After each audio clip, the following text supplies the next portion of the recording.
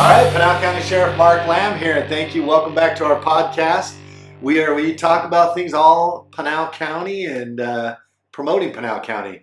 Today we have an awesome guest, Audra Michaels. She is the director of the Pinal County Animal Control. Mm-hmm. Thank you for being here today. Thank you for having me. Actually, we're in your office, so thank you for having us today. Okay, well, thank you for coming. Everybody was quite excited that you were coming today. Well, we love it. We love getting around the county and seeing everybody. Mm-hmm. And you do a good job here. How long have you been the director of the animal control? Almost 4 years. That's a long time. Yeah. It's been fun. It really has. I really, really love my job. I feel fortunate I get to do something I love. So. And, I, as a sheriff, I appreciate the partnership. Mm-hmm. A lot of counties across this country, the sheriff is actually in charge of animal control. Right.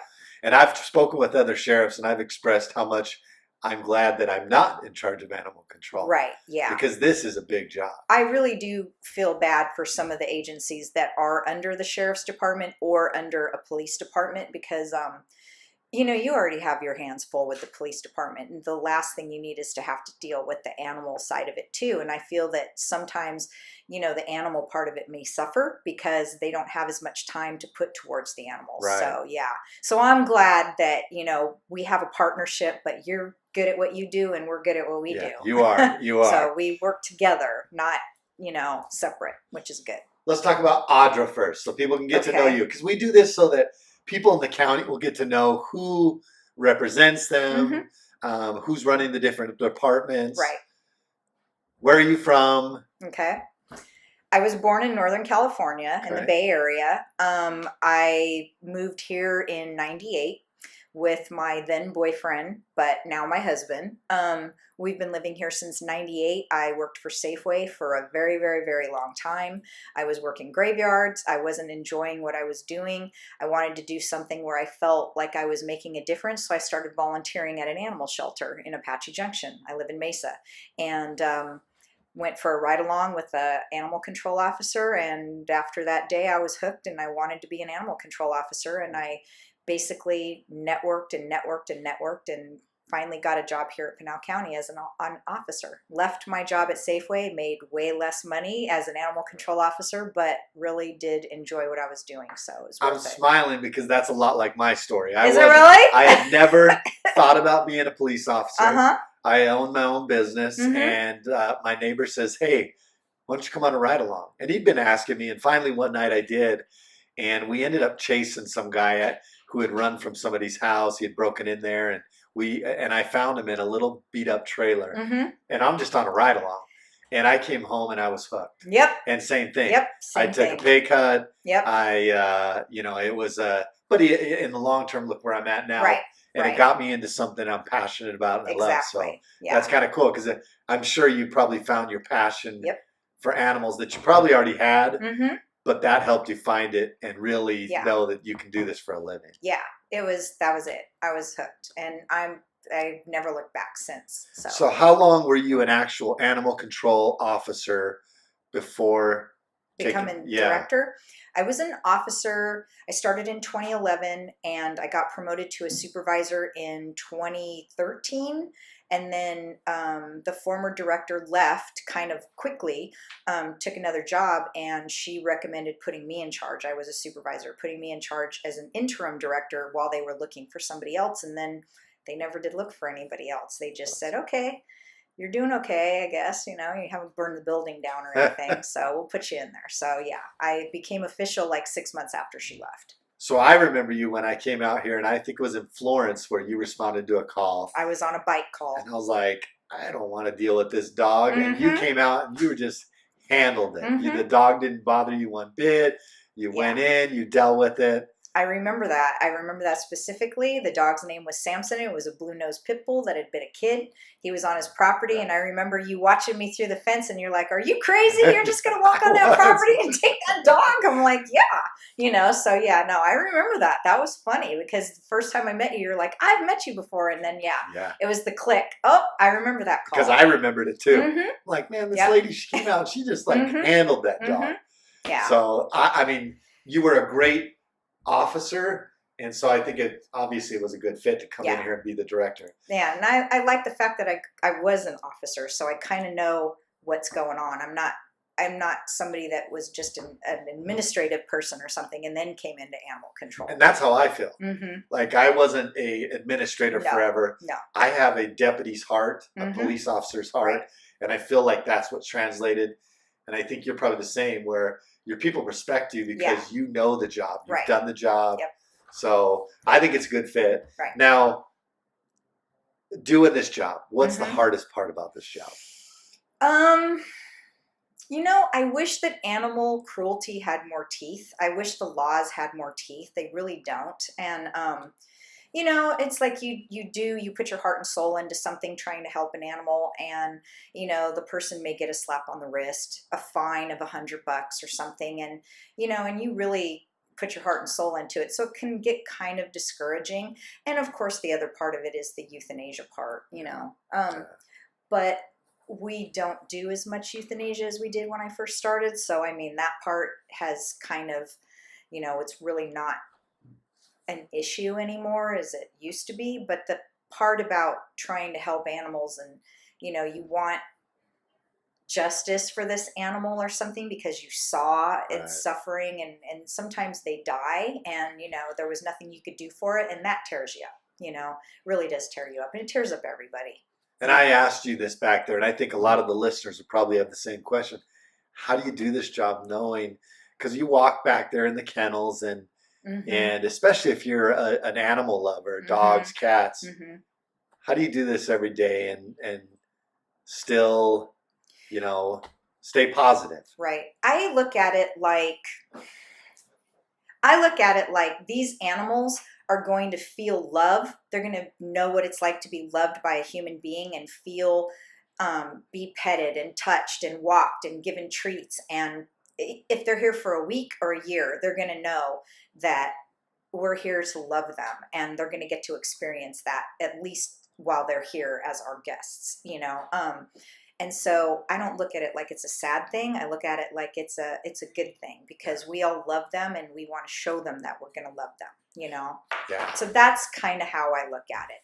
Well, and that's the way you would have to look at it. And we kind of do the same thing in law enforcement, where people say, well, how do you go deal with this every day?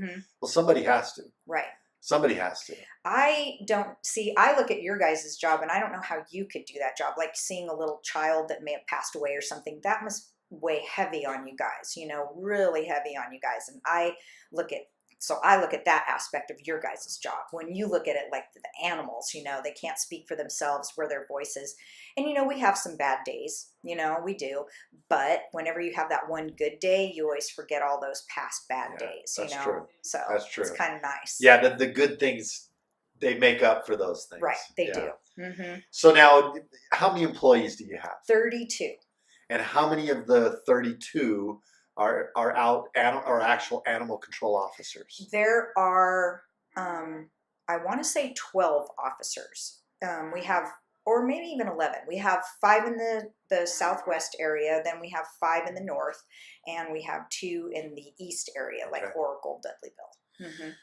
So if somebody's wanting to get into this profession, what does an animal control officer start off pay-wise, and are you hiring right now? We are not hiring officers right now. We're fully staffed. It starts off, I want to say, around 16 something an hour, which is not the greatest, but it's way better than it used to be, thanks to the board giving us all raises and bumping us up to the minimum we were only making. When I was an officer, we were making like 13, Right. So it pays about 16 something an hour. And we really want you to have some sort of animal handling experience, at the very least, we get a lot of people that apply from everywhere, DOC, people that were ranchers or people that worked at PetSmart, or whatever. Yeah. It just depends on the person. One way to get your foot in the door, though, and I'm an attest to that, is volunteering.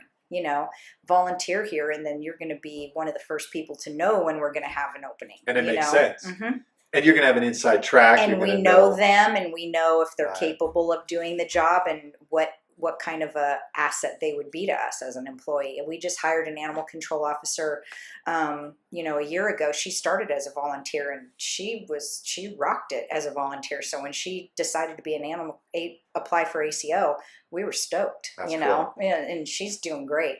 So you're speaking of volunteers. So if somebody wanted to volunteer, where can they go sign up to volunteer? They can go to our Facebook page and ask about volunteering. They can go to our website, the Pinal County Animal Control website. There's a volunteer application. They could come in. They have to be 18 years old in order to volunteer by themselves. If they want to volunteer, they have to, and they're under 18, they can, but they have to bring a guardian with them, and the guardian has to be with them the whole time that they're here. They go through an basic animal handling class. We ask them what they're interested in volunteering with.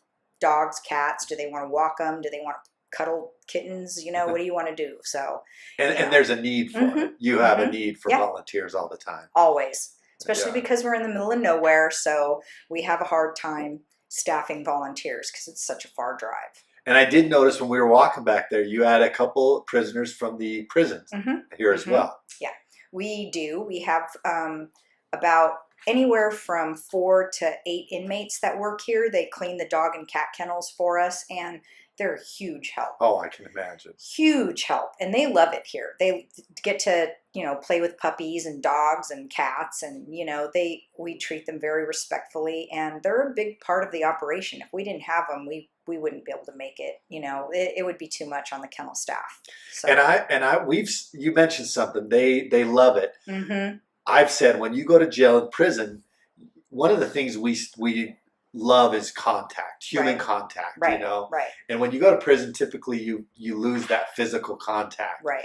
We have started bring dogs into the jail to see the veterans. And the female prisoners really love it. Yes. And it's because they get that physical interaction. Right. Even though it's a dog, they're getting that physical interaction. Right. And I could see how the inmates here would get that same interaction that they're missing once they go to jail and prison. I actually have taken, I took a dog twice to your female jail out there and did like a presentation, and they loved it.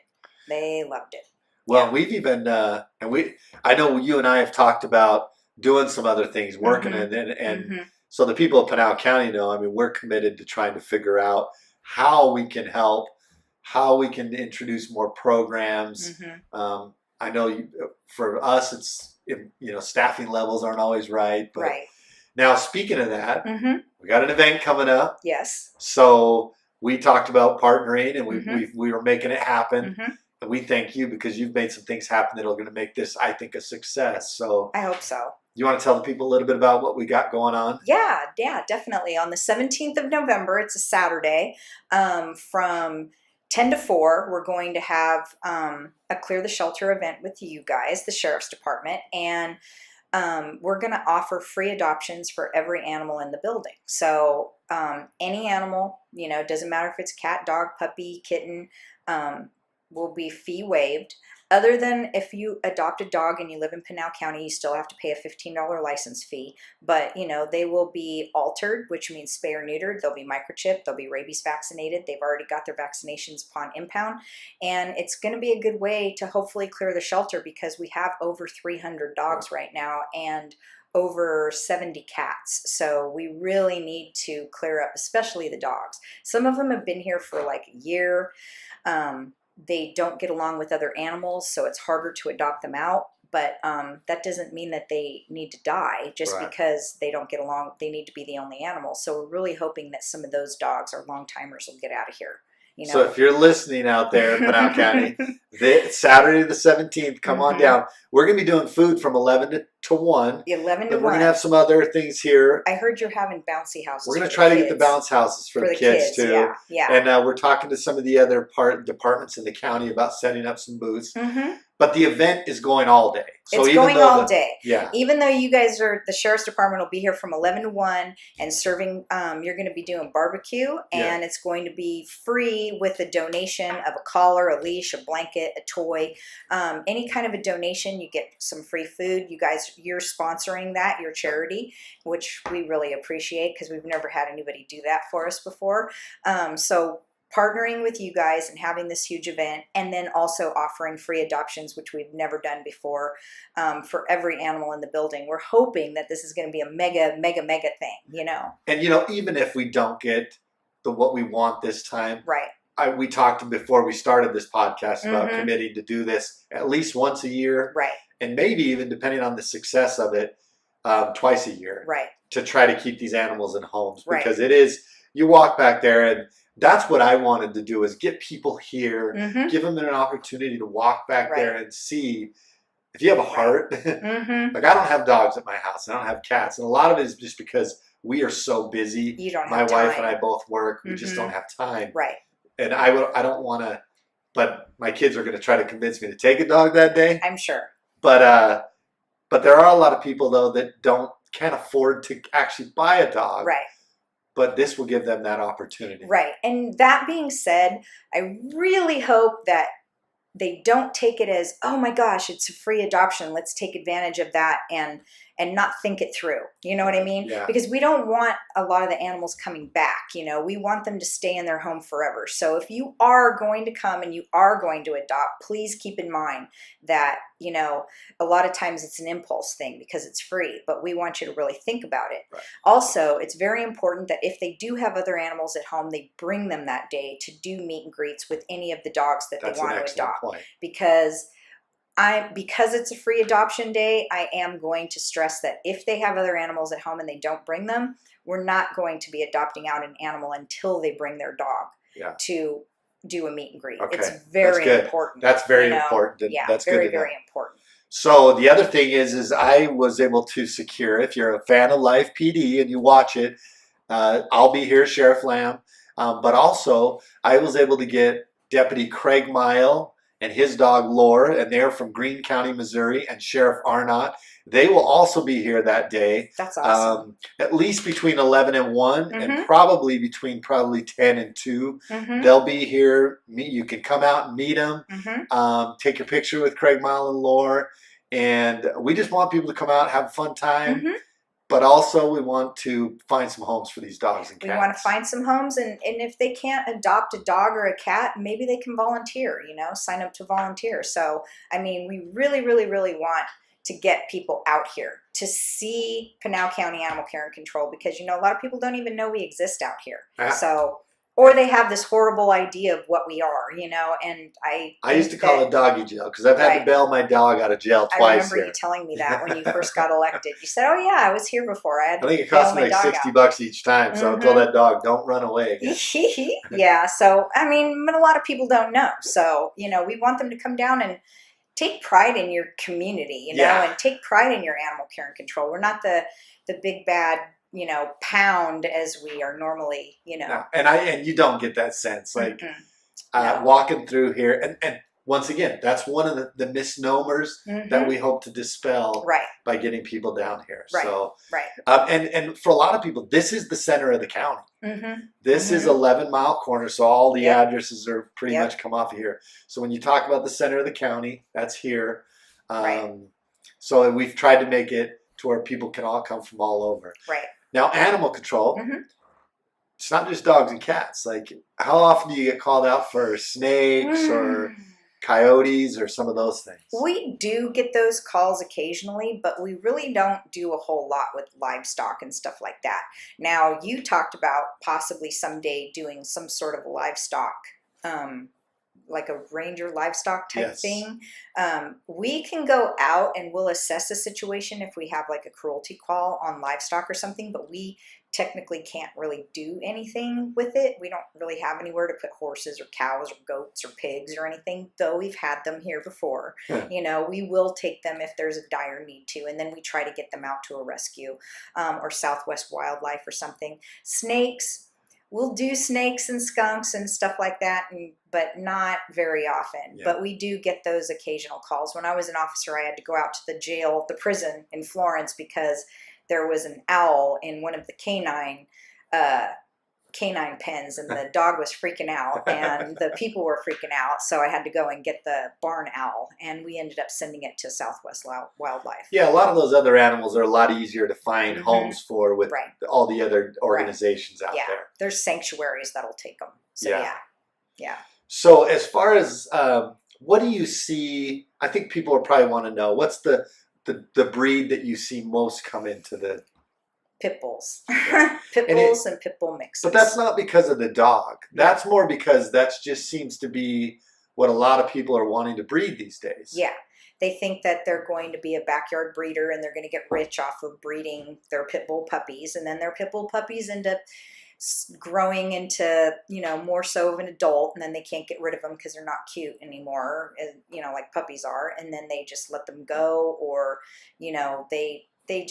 they don't have a grip on reality, and reality is everybody's thinking the same way, So, and then, pit bulls are associated with being, tough, or, like for protection or whatever else, mean, they make you look cool or whatever. And really, pit bulls are just basically the most loyal dog to people, but they get a bad rap. And that's what I was going to say, is I've heard that they are extremely loyal. Mm-hmm. They protect your home, which is what you want. Sure. They're friendly. And they're not any more vicious than any other dog. I would go in a kennel with a pit bull before I would go in a kennel with a chihuahua, because chihuahuas can be mean and they're like little ankle biters. So, pit bulls don't scare me whatsoever. I have one. I adopted one from here. He's the biggest baby ever, So, and that's what I've seen. I've seen so many people with pit bulls that I think that's a misnomer as well, that people think that they're just aggressive dogs, when in reality they're just lovable dogs. They are. You can train any dog to be aggressive if you wanted to. Sure. Yeah. Now, cats, are these harder to adopt out, or are they easier? We don't adopt out a whole lot of cats because we have rescue partners that actually come and rescue our cats and take them to their facilities. So we don't have as many cat adoptions as we do dog adoptions, but we do cat adoptions, every year. It's just more so rescue comes and takes the cats from us, which we're very fortunate to have. That's good. Plus, we have a really a grant we got from an organization for TNRs, which means that we go out in communities and trap feral cats, and then we fix them, ear tip them, vaccinate them, and turn them back out into the community so that they're not going to die, but they're not necessarily going to procreate either. So we're trying to get a grip on the feral cat community because it's out of hand. Out of hand. Well, you're doing a great job. Thank you. We want to thank you for what you do. And we wanted to give the people in Pinal County an opportunity to understand better who you were, what animal control does, where they're at, who they're under. Because I think a lot of people think that we're under the sheriff's department. You're under the sheriff's, which you're not. You're your own director. You're the director under the county manager, like everybody else. So you do a great job. Thanks. I'm excited for this event. I am too. Folks, November 17th, all day free adoptions, but we'll have some food here around the middle of the day. Yeah, 11 to 1, right? Yeah. And if you want to volunteer, they can come down and help that day as well. Yep. Anybody that wants to come down and volunteer, I think it would be great to sign up before the event so that we could get you trained. But definitely we can use as many volunteers as possible. So. Any last words? Anything? Any words of wisdom? Words of wisdom? I don't know about that. I just want everybody to know that, we are here to help the community. We have funding to help people get their animals fixed if that's something that they want to do and they can't afford it. We're not necessarily here to be punitive. We're trying to work with the community, and we're really trying to help the community in any way that we can, because if we ultimately help them with their animals, then their animals won't end up here, and that's what we want. I want to be out of a job. And that's the goal of this event we're doing is clear the shelter. Yeah, we want to clear the shelter. I was going to ask you what our goal would be for that day, but the goal is to clear the shelter, to get every dog, every cat out of here. Right. And real quick, how many kennels do you have? We have 152 kennels. We have over 320 dogs. So folks, please come down on the 17th. Yeah. This is a great opportunity. Now, normally, what is an adoption cost? The adoption fee for dogs and puppies is $140, and the adoption fee for a cat is $65. So you're saving a ton of money if they can come down here that day. So thank you for doing it. Thanks for being on with us today. Thank you for doing this with us. This is going to be great. It's going to be fun. And I have employees that are usually off on Saturdays and they're like, no, I want to work that day just because you guys are doing this with us. So yeah, it's going to be fun. We're excited. It's going to be, we hope that it's a big success. Yeah, I hope so. And even if it's not, we're going to keep doing it so that people can get used to it and know that that we're here to help them. So. Right. Thank you. All right. Thank you. Appreciate it. Have a great week.